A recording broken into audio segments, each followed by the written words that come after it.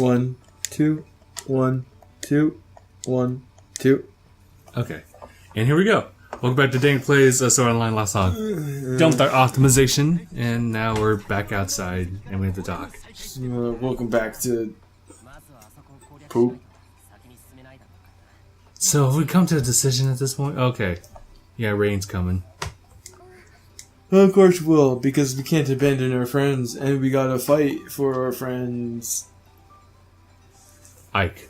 Dun, dun, dun, dun, dun. Fight for friends. Fight for my friends. Alright, well, there's no Okay. side quest here. I guess we're... Good. Yeah, right. So I guess that means we get to advance in the main quest. Fucking Still going back to the Ring of finally. Ice. Ugh. Good, baby. Kind of not happy with this place. Let's find my Dragon Ball. Let's find my There fire it is. Dragon Ball. Now you just get to do the same thing. Just fucking fly until I reach the waypoint. It's gotta be that center. I'm defying gravity.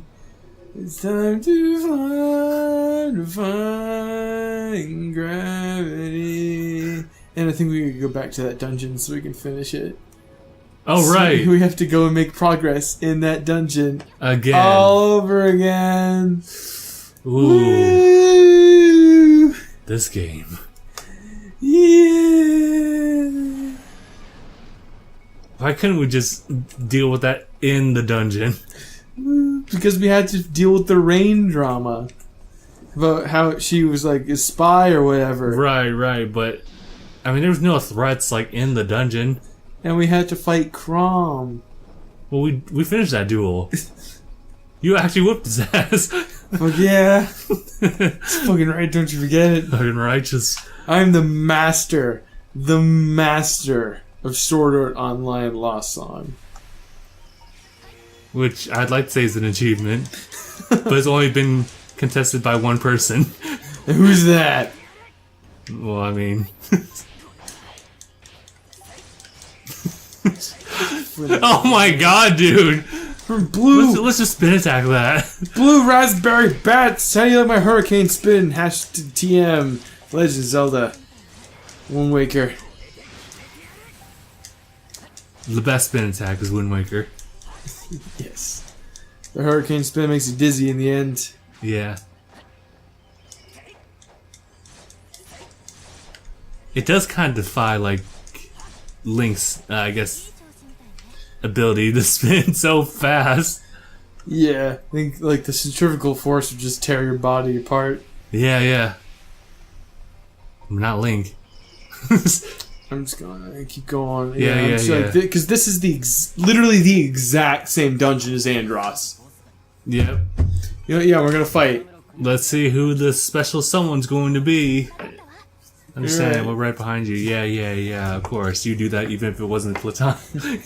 Acting. Oh, it's the same fucking dragon! Fucking why? It's probably super easy. Or not. Yeah, this one takes... Alright, so this is gonna be another one of those episodes where we have to find something else to talk about for like half an hour. Gotcha. So, what's the deal about airline food? Is it an airline? Or is it food? I honestly don't know. I feel like a lot of the big topic was like from the previous like boss fight. Huh. Yeah. I was gonna say, are we really gonna just talk about fucking airline food? Oh no! I don't think I ever had airline food, so. It's... even high-end airline foods is kind of nasty. Because it's just like all... like rehydrated small TV dinner meals. No, yeah. And How frequently have you been like in the air? well, the only time... Well, you only really get when you're on like long flights, right? Mm-hmm. So I get whenever I fly out to the East Coast, or when I'm going abroad. Like when I went to Japan, and came Right. back from Japan, I had airline food, and I got to ask myself the question: what is the deal with airline food? Because I've yet to like travel anywhere that requires like a plane. Really? Where's Yeah. the farthest you've been? Just like within the bordering like states. Essentially. Wow. I know, right? It's a bit much, but like, you know. Why don't you live? I guess my brother did when he was younger. Parents went to Paris, but all right. No, you're fine. Just go without me. This is pretty fun. I wasn't even born around that time, so. Still, it's really fun. You're just gonna go before I'm born, and you're gonna have me, and then your life's gonna suck, so we can't travel anywhere. That's how it is. That's how it is. Yeah. I guess I guess like it's a little bit harder for me now that I work full time. I'd have to actually request like a vacation for that to make it worth it.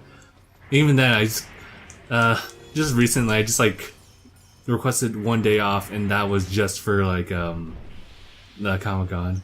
Yeah.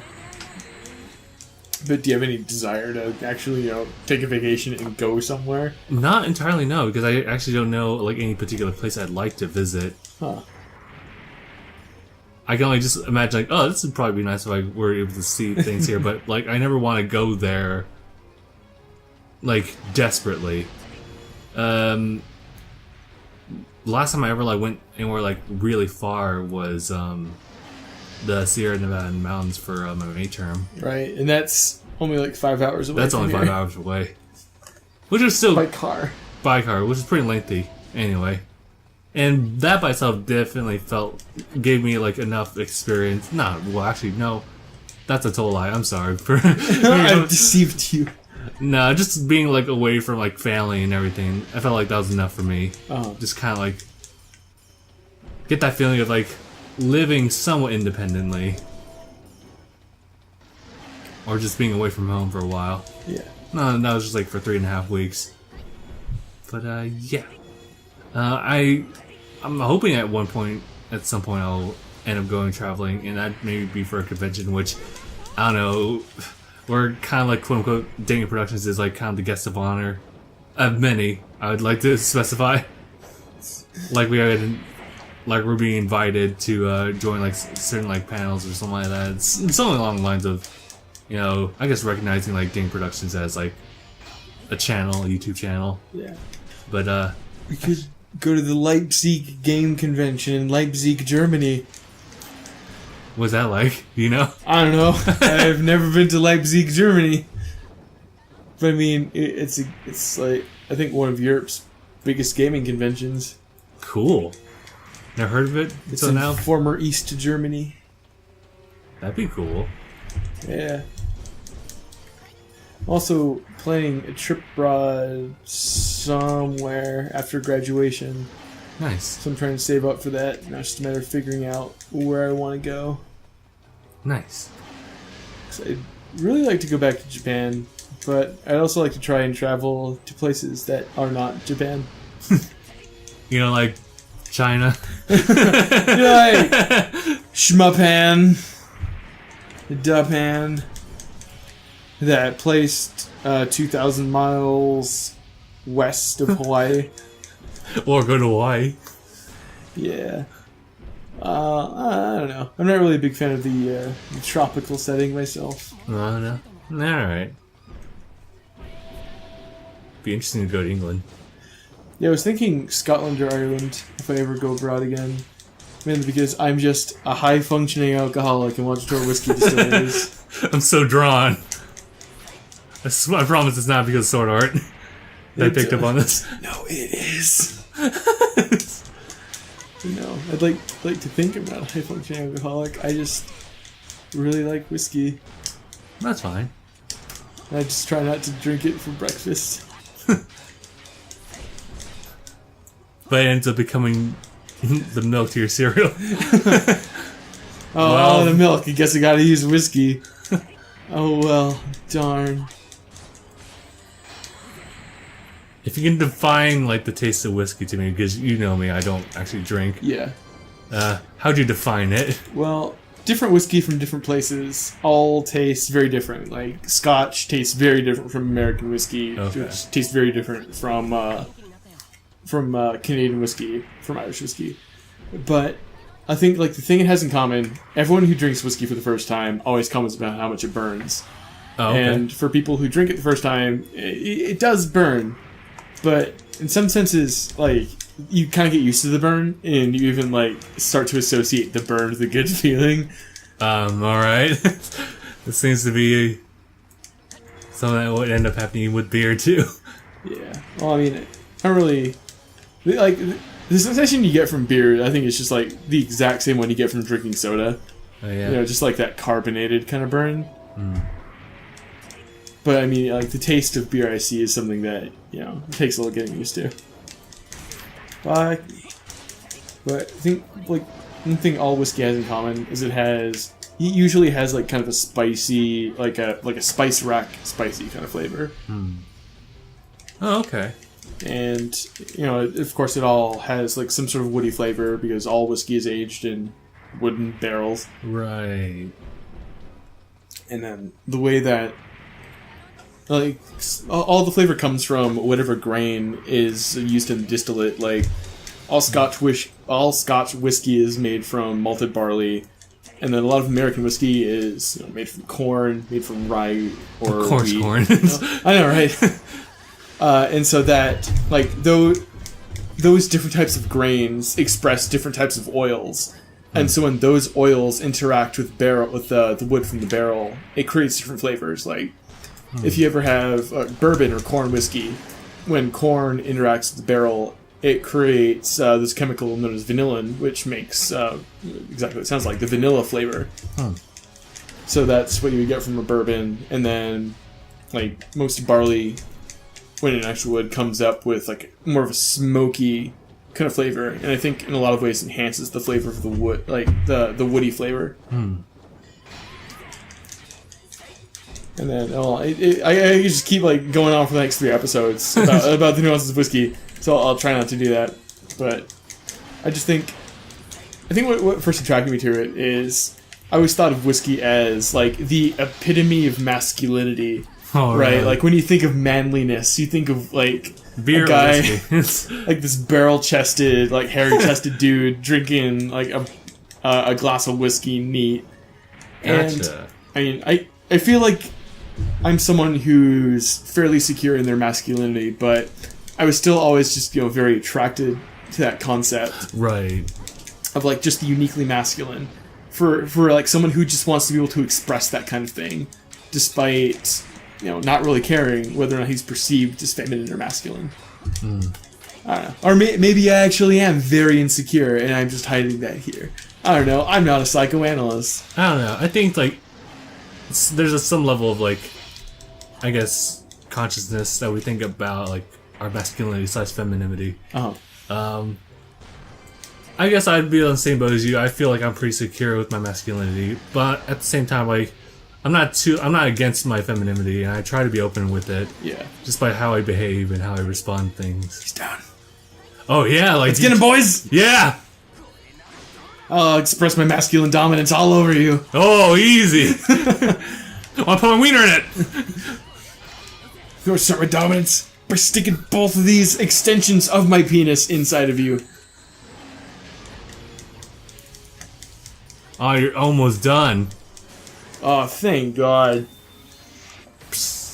Wow, that was like the first real conversation we've had in our entire history of doing Let's Plays. Okay, then we just work on it then. Yeah, congratulations. Something that isn't so hateful about this game, or just, like, other things in general. Yeah. We'll get there. Then we guess we're gonna get to a cutscene, which will be knocked out of the entire thing. We killed it! Heh heh, it's dead. I'm a man. Do you see now, Mom?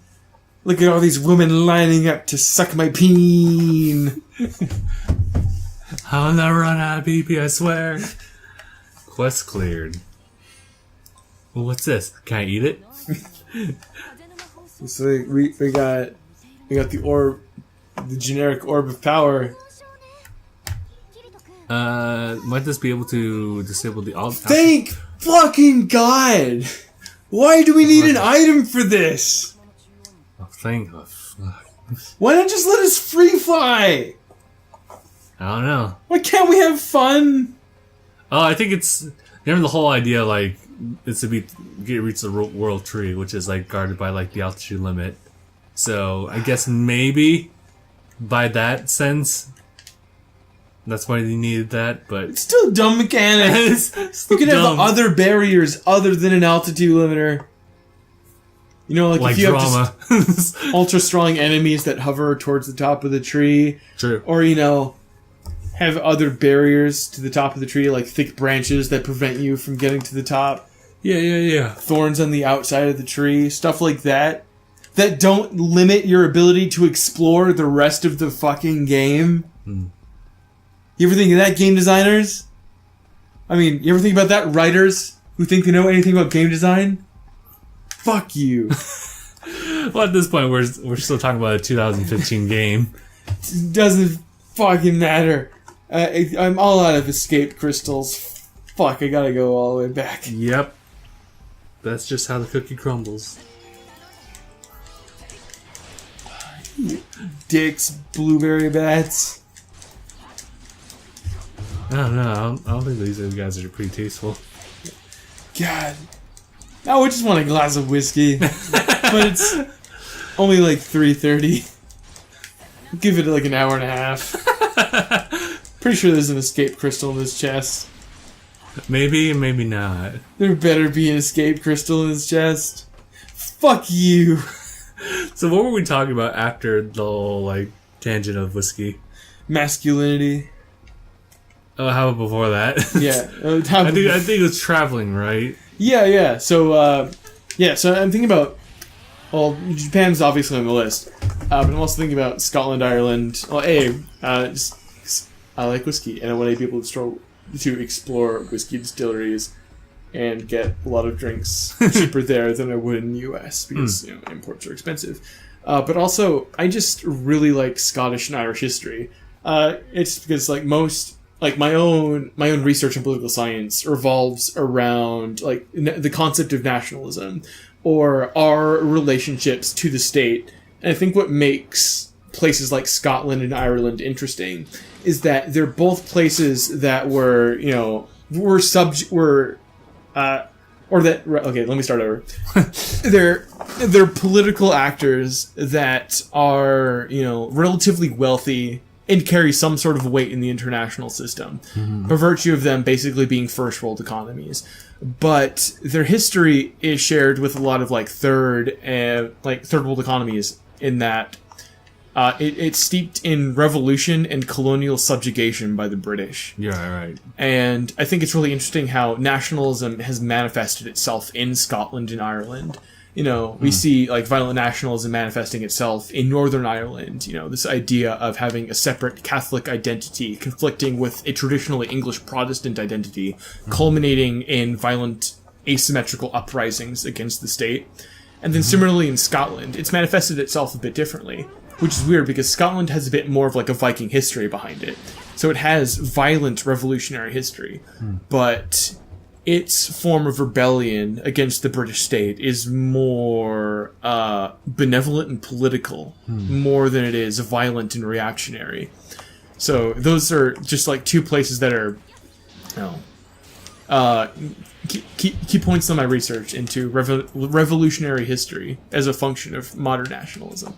David loves revolution. I do. I love revolution. It's my favorite thing to study. What that booty do? Easy. Wait, where's the Dragon Ball? Fuck Dragon Ball. I can't go back to town yet. Oh, I gotta go glowy, don't I?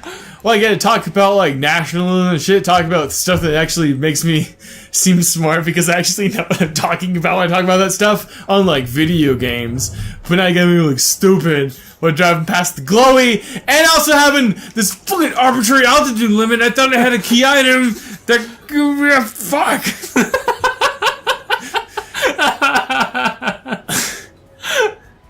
You good? No.